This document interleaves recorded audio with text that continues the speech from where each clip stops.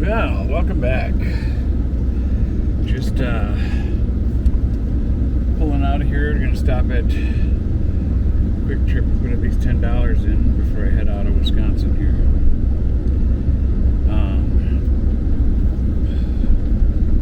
Yeah, this I'm really struggling with trying to stay positive and stuff. I just feel so beat down. Heck, before I even finished playing my pennies, I did make a few more bucks for gas, so that's good. But just while I was playing pennies, there was numerous times where I'd start thinking about stuff. My eyes would just start welling up, and I'd have to try to get my mind to go elsewhere, you know. Oh.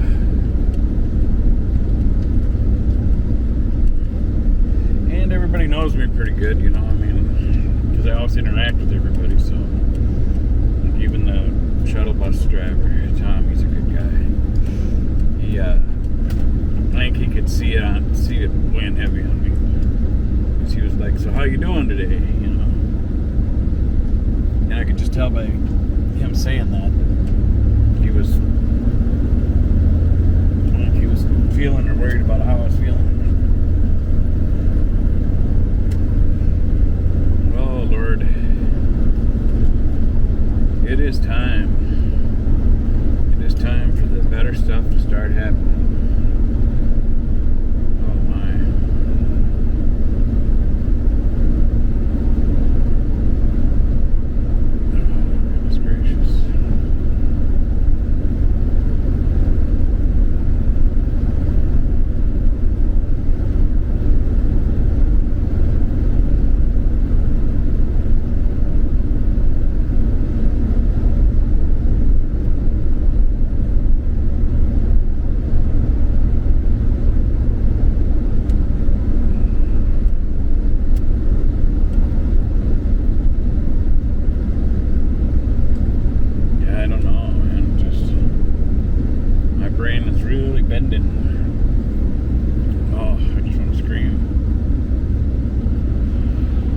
But it's just one of those days, you know. I've had tough days before, and I always make it through.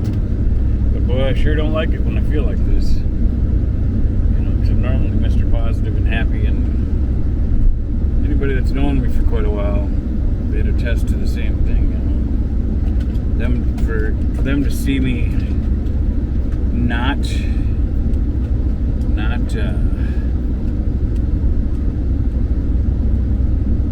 happy or positive, it like almost messes with their whole equilibrium. You know, just because they're used to me always being positive, you know. So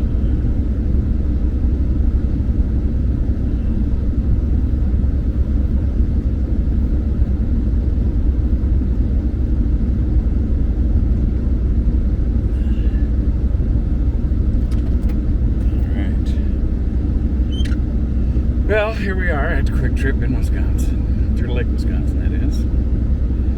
I'm going to run inside and prepay for some gas here.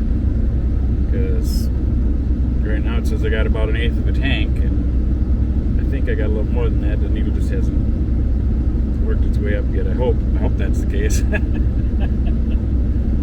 Ah! Oh well.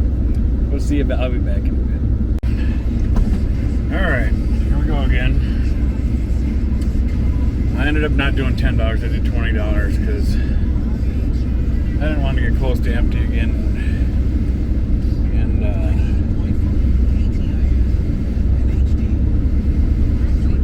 be stressed out.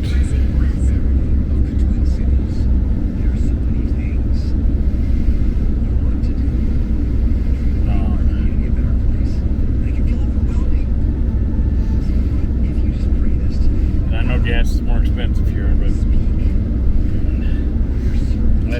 last time that I ran that close to empty, well, the ride was so stressful for me because it's almost like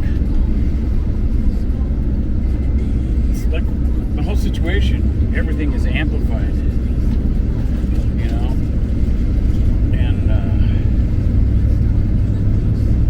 you know, because normally I handle everything quite well. Because I'm under all the stress and pressure of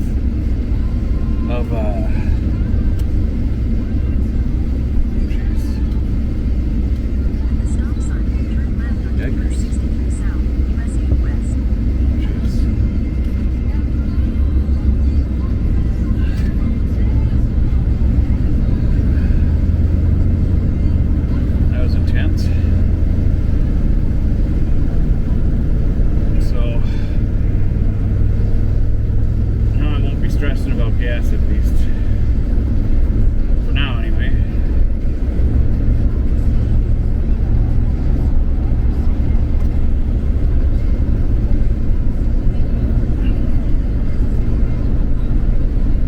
I just can't, I don't know, man. I am so ready for the good stuff.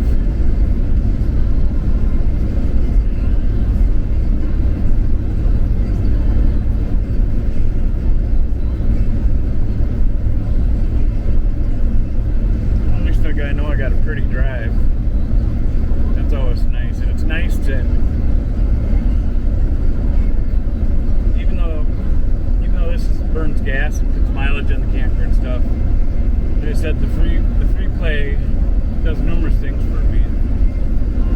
I normally, every time I've made enough to cover the gas for the round trip, and then a couple bucks extra. You know, I've never ended up in the hole over. If they offered me less free play, I wouldn't do it because I know that it could put me in a bad position. So, anyway, there's that word again. So, some of the benefits out of it, psychologically anyway, or emotionally, however you want to look at it, is rather than being stuck in the same parking lot non-stop for, you know, like when Dave was there and his camper broke down, he was stuck in that lot for 2 months. You know, I can only imagine the stress that went through him, and he vented it to me, you know. I mean, he got very emotional multiple times, and I understand it. I get it. Everything he was going through. It's not easy, man. I'm glad we were both in the same lot, so I could be there for him, and he could be there for me, because, you know, it can get lonely, you know. And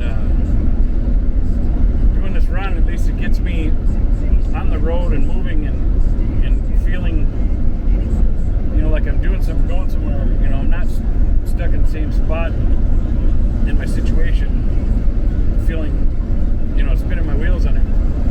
All the stresses of position I'm in and how my life is going. So it's nice to actually do a little bit of a road trip that is kind of like a free road trip. I do get one free hotel room a month from them too, but I normally use that at the end of the month. Now I don't know how that's going to go, because I had an emergency credit card that's maxed out and I owe them money right now, and they keep sending me messages that, you know, I owe my bill. I know I owe my bill, but I ain't got no way to pay it at the moment. And that was only had a $300 limit, so. But now that that's maxed out and I'm behind a payment, my checking account that of about 40 years almost, because I was $55 in the hole. The dates got mixed up on that, even though I could stay in touch with them, and they nixed that account and got rid of it. So that hit me really hard, and it's still weighing on me, you know, because I've had it for almost 40 years, you know. So it's not like I've been screwing off for 40 years, you know. I mean, this is just a situation I ended up in. You know, there's a lot of unfortunate things that happened to me, you know, with family members and stuff like that kind of assisted me to be put in this position, you know. But I I'm responsible for where I get myself, even though a lot of people would really point some serious fingers at my brother or my siblings. Handled everything when my mom passed and stuff, you know, especially since I took care of my parents for so many years and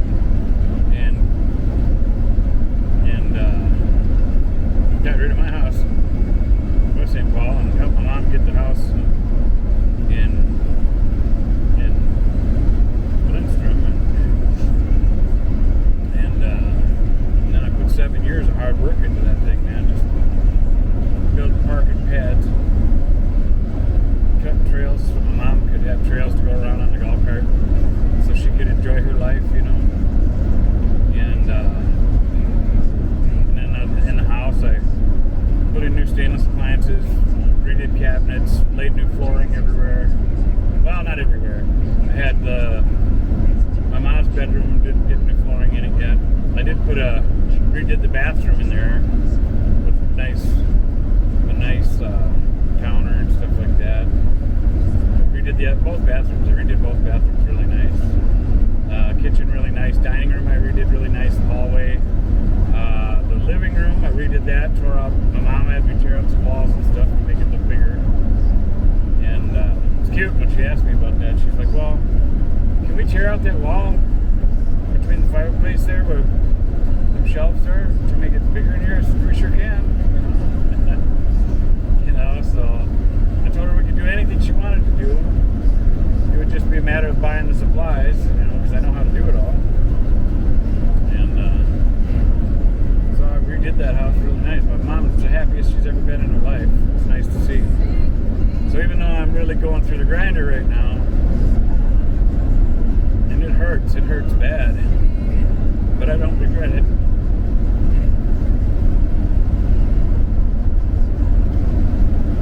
It was all worth it because I have never seen my mom so happy in her life. So I may be taking a beating now, but a lot of times if I just hold on to the memories of my mom and how happy she was during all that, heck yeah, I'd go through it all again, even though I really, really do not like what I'm going through right now. But my mom's happiness, yeah, I'd do it again and again and again. You know, heck, it's the least I could do for my parents, for all they did for me, raising me in my life. You know, and it's beyond the financial cost of, you know, them feeding me and paying for going to doctors and dentists and whatever throughout the years, you know, and always put the clothes on my back, and then it ain't even that, it's just who they were as people and the way they raised me. You know, they weren't perfect, you know. When I was younger, my parents partied and stuff, you know, and drank, and both my biological father and my stepfather were alcoholics, you know. You know, no one's perfect, you know, but I learned a lot from all of them. And I'm thankful and blessed that I had the experiences I've had in life that made me the man I am today, you know. And I really like who I am, you know. Met a lot of people that, you know, I don't wish ill will on nobody, but I see people that just aren't really good. They're more darker, treat people not as nice and stuff. And I've never been like that. I don't get it. And then recently, you know, I'm good to see family, my siblings, and friends that I thought were close friends do not nasty stuff behind my back or try to manipulate people against me and stuff with total bogus stuff. And I want to, believe me, I want to tell a bunch of people, you know, what the truth is and stuff, but why should I waste my energy, you know? And even God says the truth will come out. It's all going to happen. I don't have to worry about it. You know, I don't like living knowing that people still believe certain things, but oh well. Apparently they don't know me that well, because if they knew me that well, they'd know that it's not true. You know? Yeah, my friends and family that know me, they wouldn't buy none of that for a second. You know, somebody could come to them trying to say something about me, and they'd be like, "Yeah, right," because they know me. You know, but that's what it is, I guess. Glad I'm doing these videos though. Helps me vent a lot more and get stuff out instead of keeping it bottled in. And I hope with the process of doing that, me sharing me, I hope it helps you. With that being said, I'm pretty sure I've been flapping my gums long enough to stop this and start it over again for another video. So if you can give me a thumbs up, that helps. Subscribe if you haven't. That's free and it helps. And click the notification bell. That'll tell you when I got another video coming out. I don't know how it works on Rumble. I'm still learning Rumble. I don't know. I got so much going on. I haven't had time to try to focus on how everything works on Rumble and stuff. I still don't even know how everything on YouTube works. And I would put myself on other platforms, but I got so much going on right now. I'm just trying to put these videos out on 2 platforms. It's tough enough, you know. And I'm telling you, I'm having a hard time. I'm like, I want to just stop everything and just quit because I'm getting so frustrated. But I'm not going to do that. I will keep stepping forward. I'll do my best to keep making these videos. So, anyway, God bless you. We'll see you on the next one.